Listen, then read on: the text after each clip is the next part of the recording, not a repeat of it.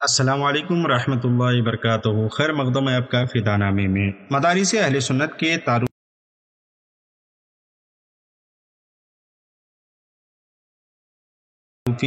Series کا سلسلہ جاری ہے، تو آج ہم طیبۃ العلماء جامعہ امجدیہ رضویہ کا ذکر کر رہے ہیں۔ مجدد اعظم امام احمد رضا خان فاضل بریلوی علیہ رحمۃ رضوان اور حضور صدر الشریعہ علیہ رحمۃ رضوان کے نام سے منسوب ادارہ اسے شہزادے صدر الشریعہ ممتاز الفقہ حضور محدث کبیر علامہ ضیاء المصطفیٰ مدث العالی نے قائم فرمایا۔ جامعہ امجدیہ رضویہ گھوسی 2 ذوالقعدہ 1402 ہجری کو عرس امجدی کے پربہار موقع پر حضور تاج الشریعہ علامہ مفتی اختر رضا خان علیہ رحمۃ رضوان کے دست حق پرست سے ملک کے نامور علماء و مشائخ اعظام کے زیر سایہ ہزاروں محبان صدر الشریعہ کی موجودگی میں طیبۃ العلماء جامعہ امجدیہ رضویہ کا سنگ بنیاد رکھا گیا، اور 2 ذوالقعدہ 1405 ہجری بمطابق 21 جولائی 1985 کو اس کا تعلیمی افتتاح ہوا، اور دیکھتے ہی دیکھتے سرزمین گھوسی پر دین و سنیت کا ایک پرشکوہ تعلیمی قلعہ وجود میں آ گیا، جس کے ذریعے آج ایک تعلیمی انقلاب کی دھمک محسوس کی جا رہی ہے۔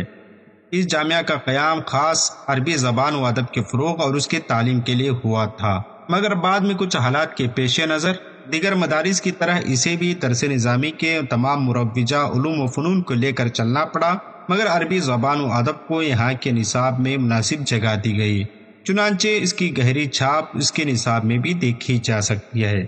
جامعہ کے قیام کو 3 دہائی کے قریب کا عرصہ ہو رہا ہے۔ اس مختصر سے عرصے میں اس نے جیسی حیرت ناک ترقی حاصل کی ہے وہ اہل علم کی نظروں سے مخفی نہیں۔ اپنی بہترین تعلیم و تربیت کے بدولت آج ہندوستان کی مثالی درسگاہوں میں سے ایک درسگاہ ہے۔ آج سبھی لوگ اس کی دینی ملی خدمات کے اعتراف کر رہے ہیں۔ یہ سب حضور صدر الشریعہ علیہ رحمۃ رضوان کا فیضان ہے۔ ان کی جلالت علمی و شان فقاہت کے سچے جانشین حضور محدث کبیر مدث العالی کے حسن اخلاق اور نیک نیتی کا ثمرہ ہے، جنہوں نے دین کے اس قلعے کی تعمیر میں اپنے بے پناہ جدوجہد اور بے مثال قربانیاں پیش کی ہیں۔ اس ادارے میں شعبہ درس نظامی، شعبہ تخصص فی الفقہ، شعبہ تجوید القرآن، شعبہ تحفیظ القرآن اور صدر الشریعہ دار الافتاء والقضاء وغیرہ بھی قائم ہے۔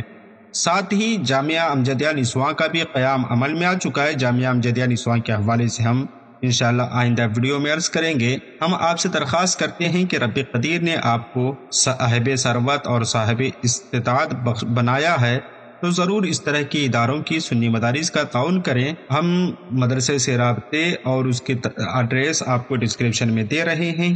ہماری دعا ہے کہ رب قدیر اس ادارے کو دین دنیا رات چوگنی ترقی عطا فرمائے۔ السلام علیکم۔